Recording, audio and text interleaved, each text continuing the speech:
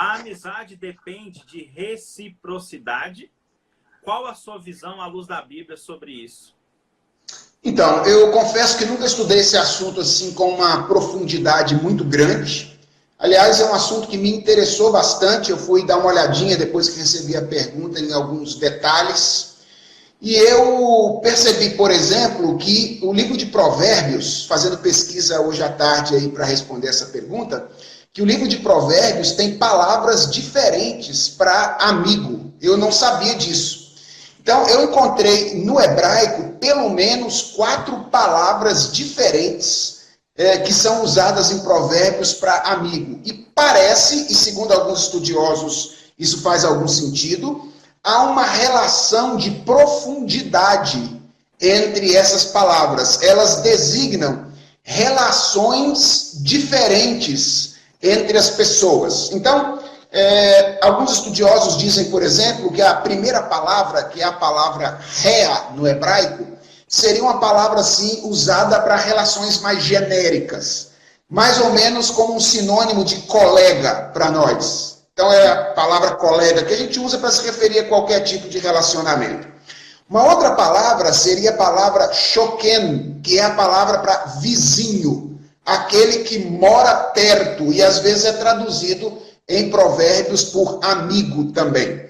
Uma outra palavra é a palavra ohev, que parece ser amigo mais íntimo. Não tem nada a ver com reverendo, não, tá?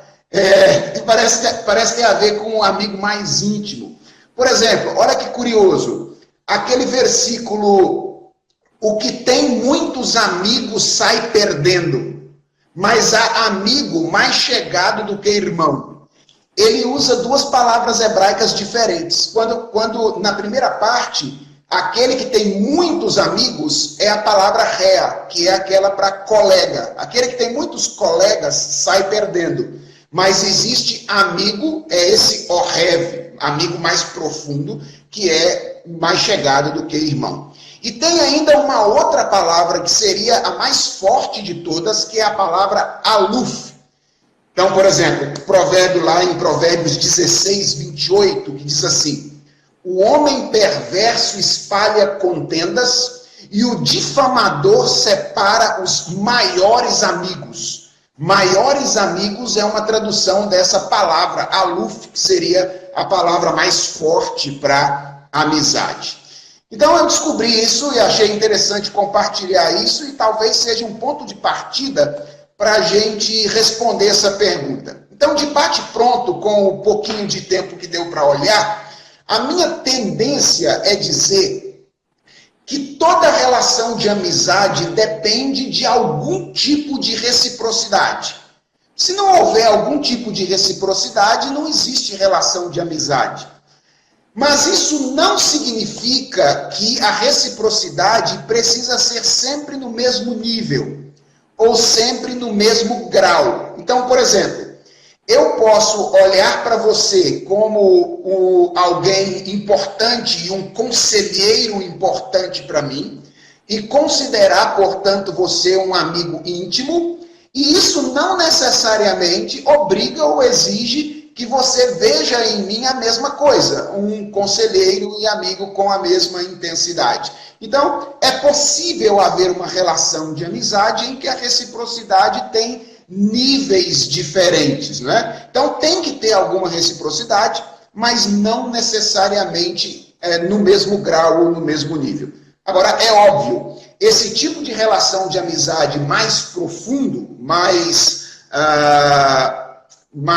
denso, ele exige uma maior reciprocidade. Então, eu diria que quanto maior é a reciprocidade, mais profundo é o nível de amizade. Mas a gente deve ter cuidado para não fazer exigências que nem sempre são necessárias aos nossos amigos.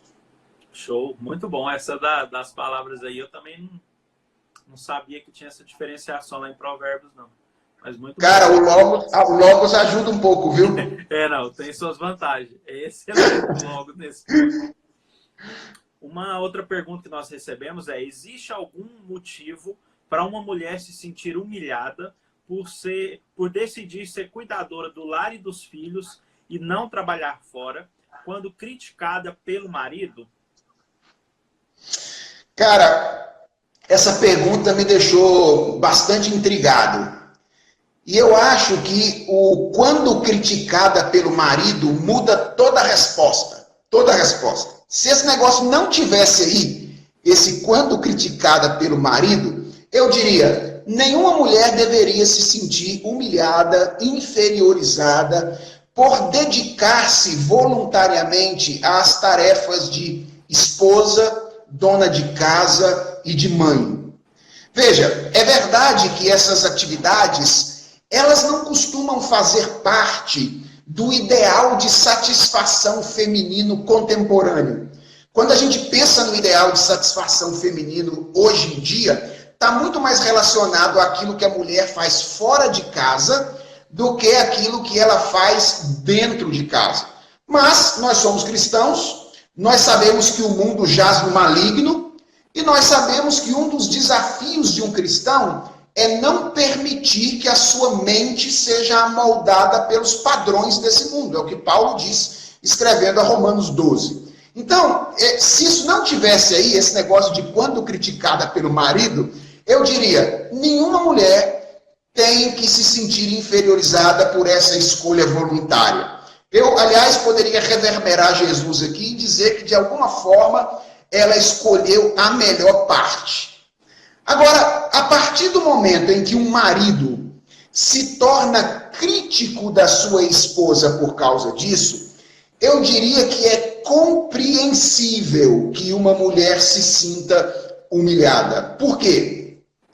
Porque além de ter que lidar com toda a pressão cultural que já exclui do ideal de satisfação essas atividades, ela tem que lidar com as palavras e com as ações contrárias de alguém que deveria ser o seu maior estimulador. Então, eu acho que aqui tem um alerta, Uriel, muito importante para nós que somos homens, que somos maridos. Qual é o alerta?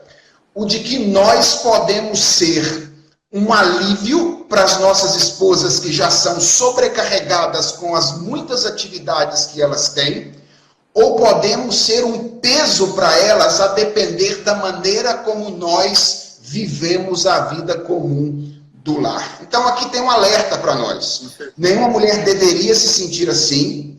A partir do momento em que o marido ele se torna um crítico da esposa por isso, eu consigo compreender por que a esposa se sente desta maneira, mas este casamento, a relação entre esse casal, certamente não está trilhando os caminhos propostos pelo Senhor, não é? Então, acho que um casal nessa situação deveria buscar ajuda de pessoas experientes, bons conselheiros bíblicos, para serem ajudados a lidar com essa questão de maneira adequada. Aliás, deixa eu aproveitar e indicar aqui para o pessoal que está nos assistindo um sermão que eu preguei recentemente lá na Igreja Presbiteriana de Santo Amaro, agora no dia 8 de março, por ocasião do Dia Internacional da Mulher, que eu intitulei de Beleza Feminina.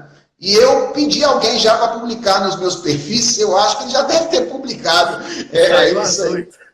Saiu às 8? Então deve estar aí nos meus perfis esse sermão em que eu trabalho um pouco lá com essa questão da relação entre a feiura que essas atividades aparentemente trazem à mulher, dona de casa, mãe e esposa, e como Deus recebe isso como algo belo da parte dela. Então, assistam lá depois. Show. E a próxima pergunta ainda é essa relação marido-mulher, que foi feita a seguinte pergunta: como tratar com a esposa sobre o vício nas redes sociais? Nesse tempo de pandemia? Depende, cara. A pergunta é, quem é o viciado? Essa é a pergunta. Não ficou claro para mim quem é o viciado. Se o viciado for o marido, aí o caminho para tratar é confissão e pedido de ajuda. Ou seja, ele tem que procurar a esposa, confessar o pecado e falar, olha, eu preciso de ajuda nesse particular.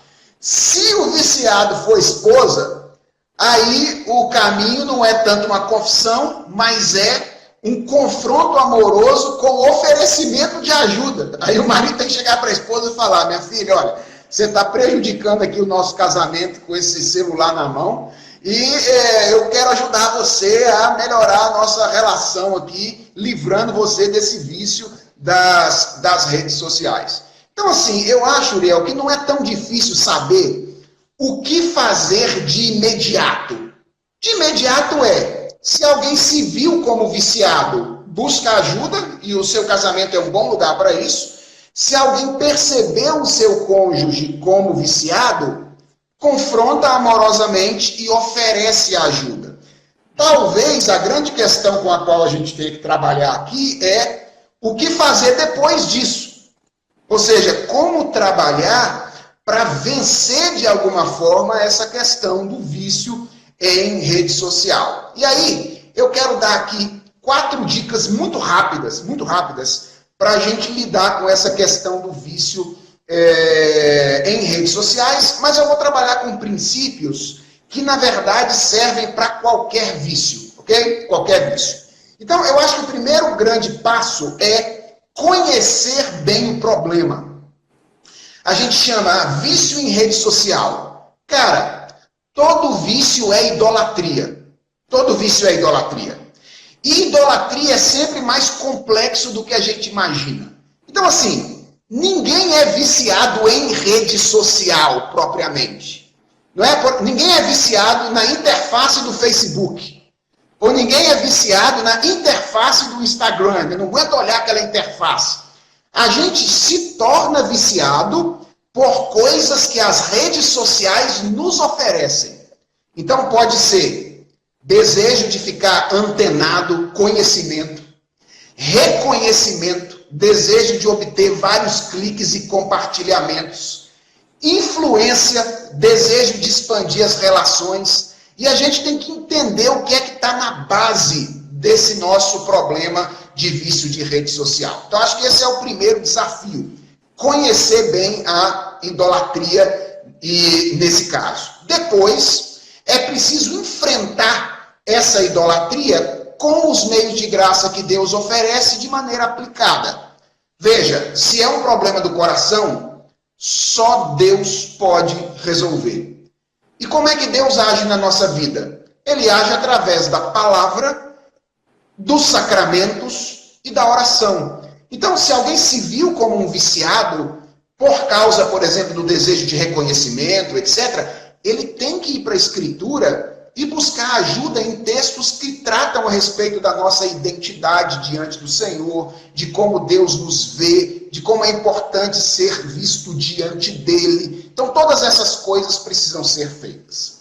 Terceiro, é preciso ser intencional na substituição de um hábito. Veja, a gente não pode ficar sem fazer nada. O nosso tempo precisa ser preenchido. Então, se ele não vai ser preenchido com rede social, a gente tem que colocar outras coisas que nós consideramos mais importantes para aquele momento no lugar disso. Então, ler um bom livro, ler a escritura, gastar tempo com a família. Então, a gente tem que ser intencional na tomada de decisão e dizer, olha, eu vou usar agora determinadas horas do dia, a partir das 9 horas da noite até a hora que eu dormir, não para a rede social, mas para este hábito, para cultivar este hábito específico. Tem que substituir por alguma outra coisa. E aí a quarta e última dica tem que tomar decisões muito radicais no começo. O que eu chamo de decisões radicais? O celular não pode ir para o criado mudo, entendeu? Porque se ele for para o criado mudo, você vai ter que ficar lidando com a tentação o tempo inteiro de dar uma olhadinha no Instagram, uma olhadinha no Facebook, uma olhadinha no Twitter. Então aqui funciona aquela estratégia que Jesus ensinou, que se o teu olho te faz pecar, arranca, lança-o fora. Se tua mão te faz pecar, arranca. Óbvio que isso não é literal, mas Jesus está dizendo tome atitudes radicais para se afastar daquilo que tem te escravizado. Então essas são as dicas que eu posso oferecer. E falando sobre isso de vício, idolatria, como o senhor citou, tem um excelente livro, não sei se vocês conhecem. Rapaz, esse livro é bom, hein? Fica aí a indicação, idolatria, ó, Reverendo Felipe Fontes. Vale a pena ser lido, viu? Vale a pena. A próxima pergunta é aquela famosa pergunta 2 em 1, né? Começa com a pergunta e já emenda outra. Vamos ver. Frieza espiritual pode levar à morte espiritual? E se alguém morreu espiritualmente, então ele nunca teve vida no espírito? Ok. Eu vou responder sim para as duas perguntas, mas vou explicar, tá bom? Então, sim, mas eu preciso explicar. Frieza espiritual pode levar à morte espiritual? A resposta é sim. Mas nós temos que nos lembrar que morte espiritual existe apenas na nossa perspectiva. Ou seja, é a nossa interpretação a respeito do que aconteceu na vida de um indivíduo. E o que é que nós costumamos descrever como morte espiritual? Basicamente, duas coisas. A primeira delas é uma queda temporária de um cristão que é regenerado, mas que é extremamente violenta e parece que foi uma queda definitiva. Então, um crente verdadeiro que teve uma queda, ela não é uma queda definitiva nem final, porque a gente sabe biblicamente que isso é impossível. Então, ela é uma queda temporária. Mas ela é tão violenta que a gente olha para aquilo e diz assim, fulano de tal morreu espiritualmente. É a nossa interpretação daquele fato. E o meu ponto é, frieza espiritual pode levar um cristão verdadeiro a uma queda temporária tão violenta que a gente chame aquilo de morte espiritual? Eu diria, pode. A gente tem que tomar muito cuidado com a frieza espiritual, porque ela pode nos conduzir a quedas espirituais violentíssimas. E a segunda coisa que a gente costuma definir como morte espiritual é a apostasia de alguém que nunca foi, de fato, um cristão. É aquele momento em que fica muito claro que ele não era dos nossos e, portanto, ele saiu do nosso meio. Então, a resposta à primeira pergunta é sim, mas ela tem que ser qualificada, porque a resposta da segunda pergunta também é sim. Ou seja, se alguém de fato morreu espiritualmente, apostatou da fé, é porque ele nunca foi de fato um cristão. Jesus Cristo disse de maneira muito clara que aqueles que vêm até ele, aqueles que o Pai lhe deu, de modo nenhum ele lança fora, nenhum dos que o Pai lhe deu ele vai perder. Então, a Escritura é clara em falar da preservação de todos os eleitos de Deus. Então, um crente verdadeiro, ele pode cair, ter quedas? Pode. Pode ser quedas feias por algum tempo? Pode. Por exemplo, Davi. A queda de Davi durou pelo menos 9 meses. Porque é o tempo de uma gestação e foi o tempo do menino nascer. Então ele ficou pelo menos 9 meses em um estado de embrutecimento. Mas porque ele era um cristão verdadeiro, Deus o levantou, ele não caiu final e definitivamente. Existe base bíblica para um cristão disciplinado em uma igreja local não poder participar da ceia do Senhor? Cara, essa é uma pergunta polêmica, viu? Quem fez essa pergunta, eu não sei se eles direcionaram essa pergunta para mim, ou se foi o senhor quem direcionou essa pergunta para mim. Dessa vez eu fui bem direto. Eu criei um link, você escolhe o nome do convidado e coloca a pergunta. Então foi direcionada, não tive participação dessa vez. Beleza, tá bom. Então, o assunto é polêmico. Nem todas as denominações cristãs se valem desse meio para a disciplina de pessoas. Nós, na Igreja Presbiteriana do Brasil, nós nos valemos deste modo de disciplina. Na verdade, são 3 diferentes modos de disciplina previstos pelo Código de Disciplina da IPB, não é? Da Igreja Presbiteriana do Brasil. É a admoestação, que é o primeiro e mais leve, que é chamar a atenção verbalmente, né? Seria uma bronca, dá um toque, né? Uma bronca. Depois tem o afastamento da comunhão, que é exatamente isso, afastar. As pessoas costumam falar da ceia, mas não é apenas da ceia.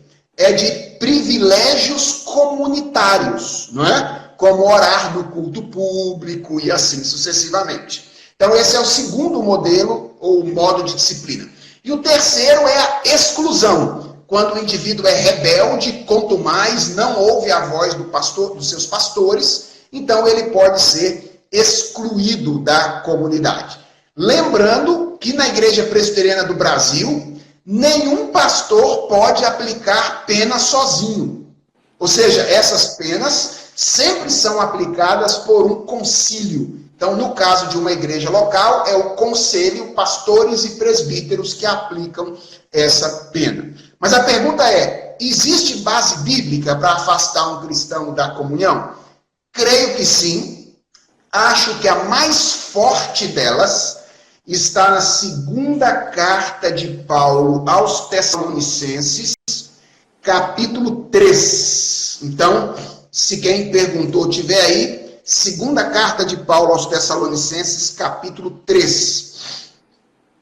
E aqui deixa eu ler 3 versos. Primeiro, verso 6, quando Paulo diz assim: Nós vos ordenamos, irmãos, em nome do Senhor Jesus Cristo, que vos aparteis de todo irmão que ande desordenadamente, e não segundo a tradição que de nós recebeste. Então, Paulo está dizendo aqui, se por acaso um irmão entre vocês está andando desordenadamente, de maneira contrária às tradições que ensinamos, se apartem dele. Vocês devem se afastar dele.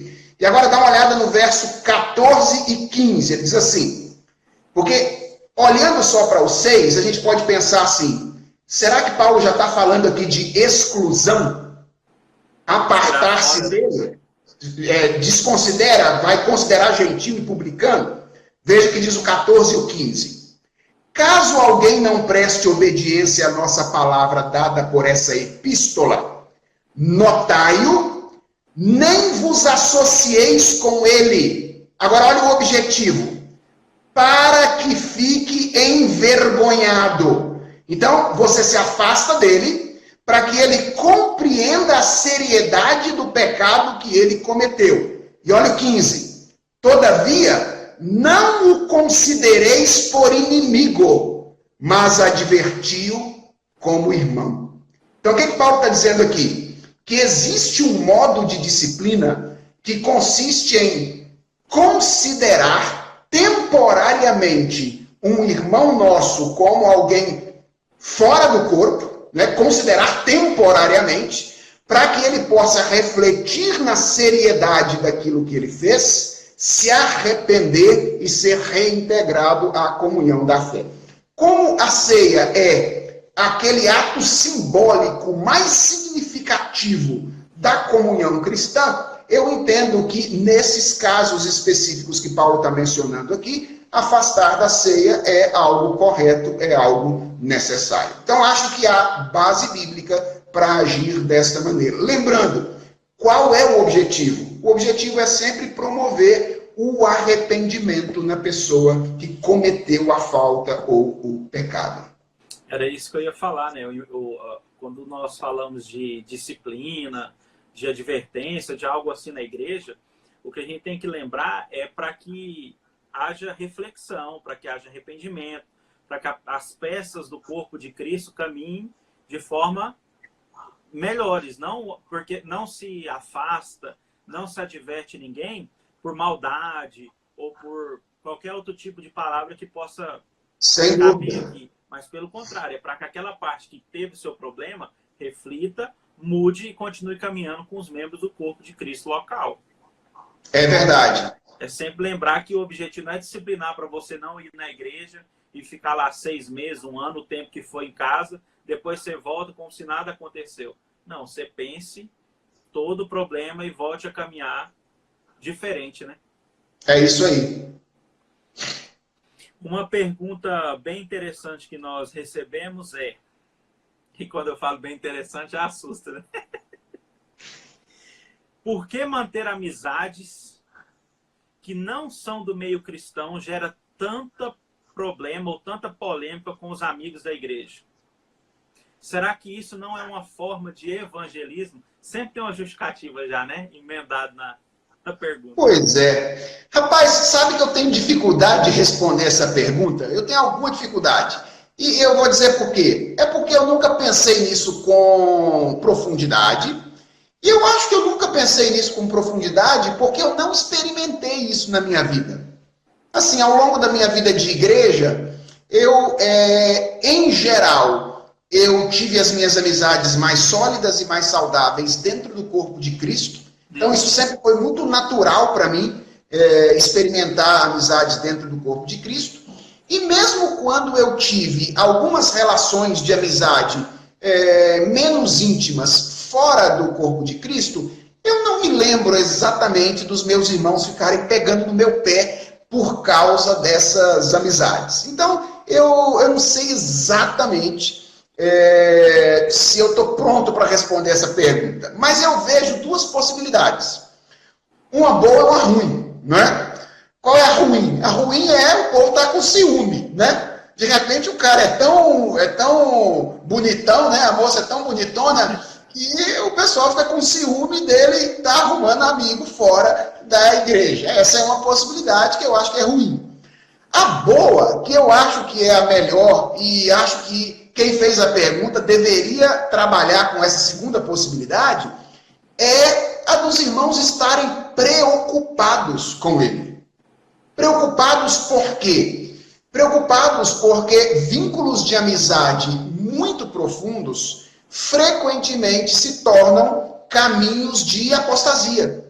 Ou seja, meios através do qual pessoas saem da igreja. Então, eu diria para essa pessoa que fez a pergunta, se ela estiver vivenciando algo semelhante, eu acho que ela deveria olhar para os seus irmãos como pessoas que estão preocupados com ele ou com ela e estão cuidando da vida espiritual dela. A questão é que nós somos meio desajeitados às vezes. E a gente não consegue sempre expressar a nossa preocupação da maneira mais adequada. Então, às vezes, a igreja está querendo expressar uma preocupação, mas ela expressa isso de modo que parece que está pegando no pé da gente, né? Mas minha sugestão é essa. Olhe para os seus irmãos e diga, Senhor, muito obrigado, porque eu tenho irmãos que se preocupam comigo, com os meus relacionamentos, e inclusive, estão preocupados de eu correr o risco de deixar a carreira cristã e abandonar o Senhor. Porque se parece, assim, de forma mais lógica, que se a igreja está preocupada, os irmãos estão preocupados, é porque ela pode ter mudado em alguma coisa, né? Por causa dessa amizade, ela pode ter contraído alguns jeitos e trejeitos que não são de um cristão por causa dessa amizade. Então, como o senhor disse, é bom olhar para a preocupação dos irmãos e tentar entender o motivo dessa preocupação. Se é que tem motivo, né? Exato, fazer também... Se tem muitos irmãos preocupados, provavelmente tem motivo. Fazer também uma autoavaliação, né? Sim. De como é que eu passei. O que aconteceu. Sem dúvida. O que seria adorar a Deus em espírito e em verdade? Boa pergunta essa. A melhor maneira de responder uma pergunta como essa é olhando para o texto bíblico, né? Porque essa é uma expressão bíblica, na verdade, uma afirmação feita por Jesus na conversa que ele teve com a mulher samaritana e que está registrada em João capítulo 4. Na verdade, Jesus fala duas vezes isso, no verso 23 e no verso 24 de João 4. Ele diz aí, mas vem a hora, e já chegou, em que os verdadeiros adoradores adorarão o Pai em espírito e em verdade, porque são estes que o Pai procura para seus adoradores. Deus é espírito, e importa que os seus adoradores o adorem em espírito e em verdade. Então, essa é uma expressão que Jesus usou, se referindo à maneira correta de adorar. Nós devemos adorar corretamente em espírito e em verdade. Então, a primeira pergunta é, o que é adorar em espírito? Essa é uma pergunta respondida pelo contexto imediatamente anterior. Lembra qual era o ponto da mulher? Qual foi a pergunta da mulher a Jesus? Está no verso 20. Nossos pais adoravam neste monte. Vós, entretanto, dizeis que em Jerusalém é o lugar onde se deve adorar. Então, a mulher estava dizendo que a adoração tinha a ver com um lugar específico. Ou seja, que a adoração era física. Então, tinha que ser ou num monte ou em outro. Para Deus aceitar a adoração, tinha que ser num monte ou em outro. E aí Jesus diz, Deus procura adoradores que o adorem em espírito. O que ele está querendo dizer com isso? Não há mais um lugar específico no qual Deus deseja ser adorado. Não é no monte em Jerusalém, não é em Gerizim, não é em nenhum outro lugar. É em qualquer lugar que o povo dele se reúne, porque a adoração possui natureza espiritual. Então, adorar em espírito significa adorar espiritualmente. E o que é adorar em verdade?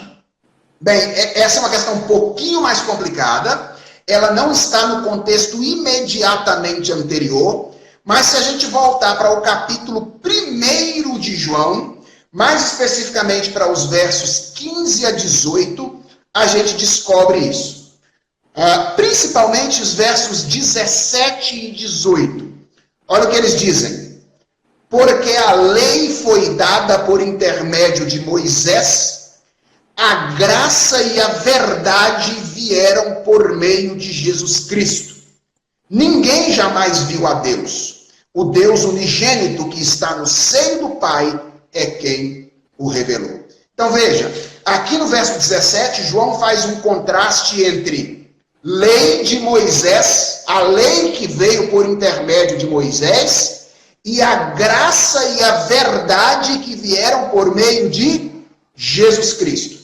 Então, há um contraste aqui entre a adoração veterotestamentária, a adoração do Antigo Testamento, e a adoração do Novo Testamento. Então, quer dizer que a adoração do Velho Testamento era mentirosa, enquanto a adoração do Novo Testamento é verdadeira? É claro que o contraste aqui não é entre verdade e mentira. O contraste é entre símbolo e coisa simbolizada. O que Jesus está dizendo o que João está dizendo quando Moisés entregou a lei, ali a gente tinha uma parafernália de eventos, de acontecimentos, que era símbolo de alguma coisa que estava para acontecer. Aquelas leis cerimoniais, os sacrifícios, tudo aquilo apontava para algo. Mas agora, com Jesus Cristo, a verdade simbolizada por esse algo se tornou concreta. Então, o que é adorar em verdade? É adorar cristologicamente, ou seja, na pessoa de Jesus Cristo. Então, espírito, adorar em espírito, aponta para a natureza espiritual da adoração, e adorar em verdade aponta para a natureza cristológica da adoração. Implicação prática, tá? Disso aqui. Oração de começo de culto. Senhor, abençoa o nosso culto. A gente sabe que ele é imperfeito, mas nós oferecemos do mais profundo do nosso coração. Qual é o pressuposto que está aqui? O pressuposto é o de que Deus aceita a nossa adoração por causa da nossa sinceridade. Veja, deixa eu fazer uma pergunta. Sinceridade é importante? Claro que é. Mas do que vale a sinceridade de um pecador diante de um Deus santo? Nada. A oração correta de início de culto é: Senhor, recebe a nossa adoração, porque nós nos apresentamos diante do Senhor não baseado nos nossos méritos, mas baseados nos méritos de Jesus Cristo. Nós adoramos cristologicamente. E Deus nos recebe não é porque a gente canta bonito, não é porque a gente é sincero, não é porque a gente chegou na hora certa. Deus nos recebe por causa daquilo que Jesus Cristo fez. Porque a nossa adoração se torna verdadeira quando ela passa pela mediação de Jesus Cristo. Show. Foi muito boa a explicação. Valeu. Muito boa, muito boa. E a próxima pergunta é bem leve. Carne... como é que é? Esqueci. O que a Bíblia diz sobre carne sufocada? Carne sufocada? Rapaz, lá no interior de Minas, carne sufocada, uns negócios, tinha uns negócios gostosos, uns latão de carne de porco, assim, ficava lá dentro daquela gordura. Já viu isso aí, não? Ficava dentro de gordura. Minha sogra gosta dessas carne na lata. Não, mas não é isso aí que é sufocado, não. Carne sufocada é a carne de um animal que foi morto sem ser sangrado, né? Uma galinha que ao invés de ser sangrada, por exemplo, ela é só enforcada ali no pescoço. O pessoal dos defensores dos animais não vão gostar muito dessa live, não. Então, veja, o que a Bíblia diz? Eu imagino que a pergunta queira entender se a gente pode comer ou não, né? Carne sufocada. Acho que esse é o ponto. Tem uma proibição de carne sufocada na Bíblia? Tem. Está em Levítico, capítulo 17, lá tem uma proibição. Agora a pergunta é, essa proibição se aplica a nós? Essa é uma pergunta importante. Acho que o Dr. Mauro falou um pouco sobre, ontem aqui na live, sobre aquelas 3 dimensões da lei, os 3 aspectos da lei. Não falou? Da lei moral, a lei cerimonial e a lei civil. Então, quando a gente fala de uma lei de Deus, a gente tem que sempre localizar de que tipo de lei a gente está falando. E essa lei, a lei quanto à carne sufocada, como as leis dietéticas do Antigo Testamento, elas eram todas leis cerimoniais. Ou seja, elas tinham a ver com a pureza do indivíduo para a participação dele nos eventos públicos da nação e da religião de Israel. Todas essas leis foram cumpridas em Jesus Cristo. De modo que nós não estamos mais debaixo da obrigação de obedecer essas leis. Meu pai, Uriel, usa uma ilustração que eu gosto muito para explicar isso. Meu pai diz que a adoração no Antigo Testamento, ela era cheia de imagens, de figuras, de encenações. Ele chama a lei do Antigo Testamento, a lei cerimonial, de o flanelógrafo de Deus. Lembra do flanelógrafo? Aquele lugar onde você pendura as figurinhas na escola dominical para as crianças entenderem as coisas. Nós temos que lembrar disso. O povo de Deus está começando, é um povo relativamente infantil. E ele está aprendendo verdades importantes através de imagens. Por exemplo, aquele negócio de matar um bicho toda vez que vai adorar, cara. Será que Deus tinha prazer? Ele pediu aquilo porque ele gosta de ver os animaizinhos lá morrendo. É óbvio que não. Ele pediu aquilo porque ele queria ensinar ao povo uma verdade espiritual profunda, que sem derramamento de sangue não há remissão de pecados. Ninguém pode se aproximar diante de Deus sem que sangue seja derramado. Está apontando para Cristo. As leis dietéticas têm a ver com a pureza, a santidade do povo. Comer camarão é pecado por natureza? É porque camarão tem uma propriedade ruim? Não. Por que Deus mandou o povo de Israel, por exemplo, não vai comer camarão, não vai comer carne de porco? Para ser um marco de como ele era um povo diferente dos demais povos. Então, uma das coisas que mais marca a vida de um povo é a sua comida. E Deus então disse, para ficar bem claro que vocês são um povo diferente, vocês não vão comer algumas coisas que os outros povos ao redor de vocês aqui costumam comer. Mas quando Jesus veio, e aí então o evangelho se expande para os gentios, a gente não tem mais esta necessidade. E há pelo menos 2 coisas no Antigo Testamento que são muito contundentes quanto a isso.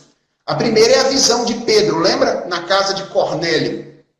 Pedro está lá, relutando em pregar o evangelho para os gentios, e aí Deus dá a visão daquele monte de animais impuros descendo do céu, e a voz diz, Pedro, mata e come. Ele fala, eu não, vou comer um negócio que Deus tornou impuro. E aí então Deus diz, olha, Pedro, não chame de impuro aquilo que eu santifiquei. Né? É uma ilustração que mostra isso. E a outra coisa importante é a briga de Paulo com os crentes da Galácia. O pessoal chegou lá, uns judaizantes, dizendo, olha, o Paulo passou aí falando que Jesus era legal, é verdade, só que Jesus tem que ser somado àqueles ritos lá do Antigo Testamento. E aí Paulo falou assim, ó, isso aí é outro evangelho, isso aí é anátema, se alguém ficar acrescentando essas condições, e vocês se dobrarem a elas, Cristo de nada vos aproveita. Então Paulo foi muito duro. Ele disse, olha, se a gente se submeter a essas leis dietéticas de Israel nessa expectativa, nós estamos fazendo pouco caso do evangelho. Por quê? Porque a gente está colocando em xeque a suficiência da obra de Cristo. Dizendo, ela não foi suficiente. Tem que ser Cristo e mais alguma coisa. Não tem nem o que falar. Foi muito boa. O senhor está dando show hoje, viu, nas respostas. Muito obrigado. Muito obrigado pela sua gentileza, viu? Que isso. Hoje as lives são poéticas e filosóficas. Felipe Fontes e Emílio Garófalo. Então, eu vou tá grudado aqui ouvindo a Emílio depois, viu? E as perguntas do Emílio são boas também. Ah, é? Beleza. O que significa perdoar alguém verdadeiramente?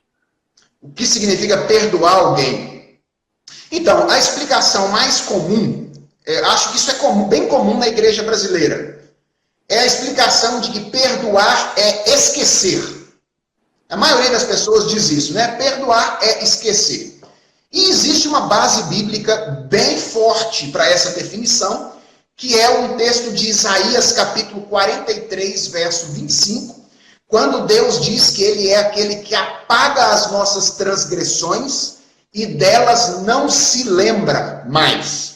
Então, há um sentido em que perdoar é esquecer mesmo. Acho que essa é uma boa definição, mas isso tem gerado alguma confusão entre as pessoas que dizem que têm muita dificuldade de perdoar porque elas não conseguem esquecer.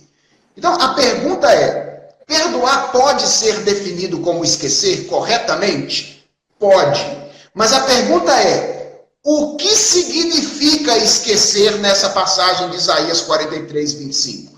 Será que significa que Deus perdeu o conhecimento a respeito dos nossos pecados? Ou seja, Ele tirou da memória. Veja, Uriel, isso é impossível. Porque o conhecimento de Deus não é processual. Deus não está dentro do tempo para saber uma coisa agora e outra e não sabê-la depois. Deus conhece. Ele conhece. E não pode ter nada que ele não saiba. Então, certamente, quando Deus diz, eu me esqueço dos seus pecados, ele não está falando literalmente de que ele não se lembra mais na memória do que a gente fez. O que significa esquecer ali? Basicamente significa que as ações de Deus em relação a nós não são determinadas pela lembrança que ele tem dos nossos pecados. Ou seja, Deus sabe exatamente tudo de errado que a gente fez. Mas ele não nos trata segundo aquilo que a gente fez. Ele nos trata com misericórdia, graça e bondade. Então, o que é perdoar? Perdoar é esquecer neste sentido. É não permitir que a lembrança determine a nossa reação às pessoas.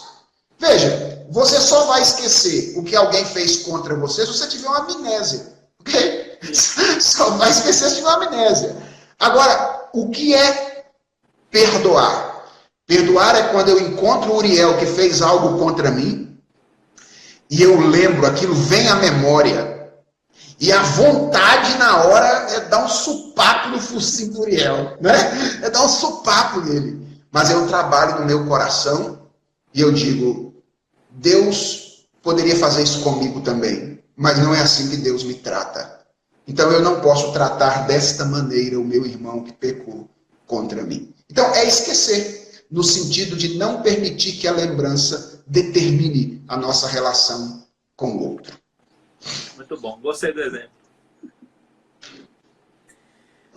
Somos chamados à intercessão, principalmente no momento como nós vivemos hoje, momento de crise, dificuldade. Como devemos orar? Contra o vírus, por perdão ou pela humanidade? Boa pergunta. Minha sugestão a você é que você ore com sinceridade. Esse é o primeiro ponto. E aí, o que é orar com sinceridade? É falar o que está no seu coração, meu filho. É isso aí, entendeu? Assim, você está confuso? Você está confuso? Fala com Deus, você está confuso. Você está achando que Deus está disciplinando a gente por causa do pecado? Fala com Deus que é isso que você está achando. Você está achando que tem um problema político envolvendo tudo isso aí, que não tem nada de vírus? Então você fala com Deus, olha, é isso que eu estou achando. Ore sinceramente. Orar é falar com Deus, é expressar diante dele nossas angústias, nossos temores, nossos desejos, e nós precisamos fazer isso com sinceridade, lembrando de uma coisa importante, isso é muito importante, nós não somos ouvidos por causa da nossa performance. Jesus disse isso muito claramente. Ele disse, olha, não é pela insistência, não é pelo muito falar que vocês vão ser ouvidos. E Paulo diz que não é nem pela correção da nossa oração. Veja, existe um jeito certo e um jeito errado de orar. Mas nenhum de nós sabe orar como convém. Nós dependemos da intercessão do intercessor.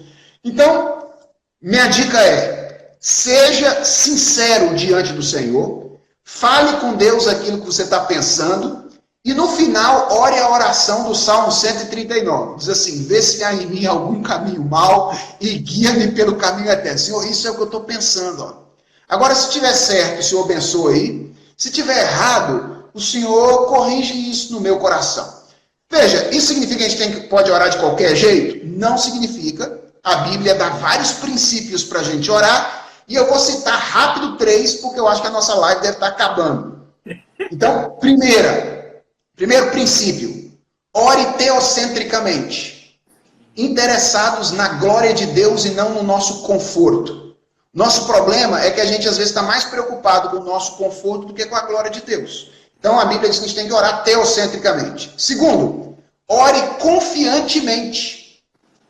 Isso significa crendo que Deus é poderoso para fazer aquilo que Ele quiser. E isso significa também que é legítimo, absolutamente legítimo, pedir para Deus mandar embora esse vírus daqui, ok? Então, todo dia que eu estou orando, eu estou pedindo a Deus, Senhor, manda o coronavírus embora, ok? Eu estou querendo sair de casa, manda esse coronavírus embora. Então, ore confiantemente. E terceiro, ore de maneira submissa. Ou seja, minha vontade era que o coronavírus fosse embora amanhã, ok? Mas eu estou disposto a aguentar ele aí até o final de abril, maio, junho, o que Deus disser. Eu tenho que aguentar e esperar, crendo que a vontade dele não é só mais forte que a minha, ela é mais sábia do que a minha também.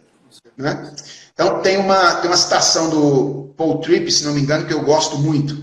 Ele diz assim, se eu tivesse o poder de Deus, eu faria tudo diferente. Se eu tivesse, junto com o poder de Deus, a sabedoria de Deus, eu faria tudo igual. Interessante, né? Não tem nem o que falar. Muito interessante. Muito bom, muito bom. Chefe, é muito bom conversar com o senhor, é muito bom ouvi-lo, mas infelizmente nós temos a última pergunta. Mas que pena, hein? Eu vou pegar uns 10 minutos do Emílio. Não, brincadeira, eu quero ouvir. E a última pergunta é bem leve, bem tranquila. Vamos ver. Tranquilíssima.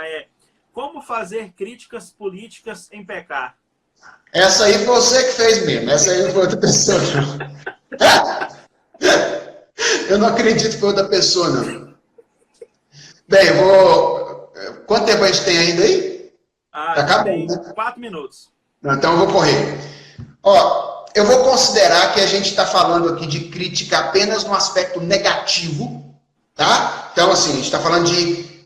a gente percebeu que um governante, alguém fez alguma coisa que a gente não concordou e acha que não está certa, e eu vou pensar apenas no nosso posicionamento nas redes sociais, que é o que a maioria de nós aqui faz, não é? Então, a maioria de nós não é político, não discute no Congresso, a gente só discute na rede social. Então, eu vou considerar que é uma crítica na rede social.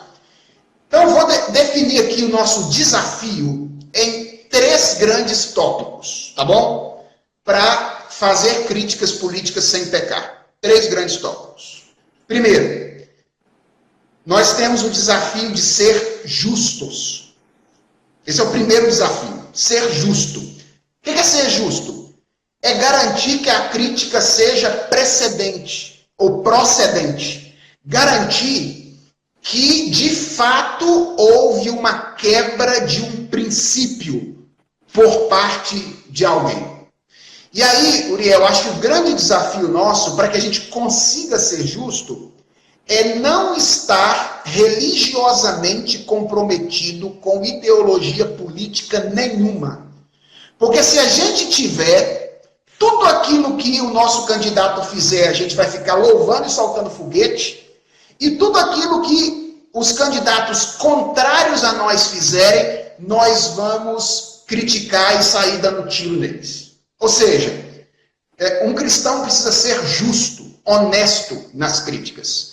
E para isso ele não pode ter comprometimento ideológico religioso. Então esse é o nosso primeiro grande desafio.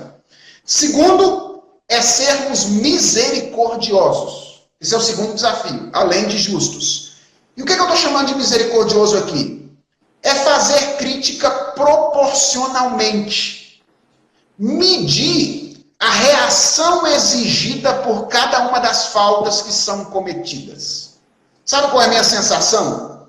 É que a maioria de nós só tem canhão, cara. Só tem canhão, sabe? A gente podia ter umas armas diferentes, assim, sabe? Canhão, espingarda, 38, estilingue. Isso, exatamente, as coisas mais leves. Então, assim, existem faltas diferentes. E a gente precisa agir proporcionalmente, atirando com a arma adequada nessas faltas. E a última coisa que nós precisamos fazer é sermos caridosos. Então, além de justos e misericordiosos, sermos caridosos. E aí, meu ponto aqui tem mais a ver com a linguagem que nós usamos na crítica. E veja, nós podemos usar palavras duras para fazer críticas quando as ações requererem isso? Claro que nós podemos. Mas nós podemos fazer isso sem atingir a dignidade da pessoa humana. Jesus usou palavras duríssimas contra os fariseus em algumas ocasiões, mas ele jamais fez deboche atingindo a dignidade daquelas pessoas. E sempre o fez com o interesse de alguma forma, chamar a atenção para o erro deles e, quem sabe, ganhar o coração daquelas pessoas. Então, aqui eu acho que nós temos 3 princípios importantes. Sermos justos, sermos misericordiosos e sermos caridosos. Acho que se a gente obedecer, a gente consegue evitar o pecado aí nas redes sociais. Show, muito bom. Chefe, muito bom ouvi-lo. Muito obrigado pela disposição em participar mais uma vez. Estou à disposição sempre, aqui cara. no PNO. Deus abençoe vocês aí nesse período de quarentena, de tudo, que Deus guarde a vida de vocês. E precisando, estamos por aqui. Valeu, brother, um abração, Deus abençoe. Ouvirei Emílio daqui a pouco. Abraço, até mais.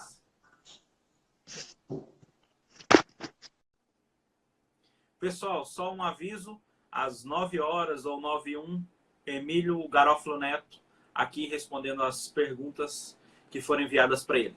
Até mais.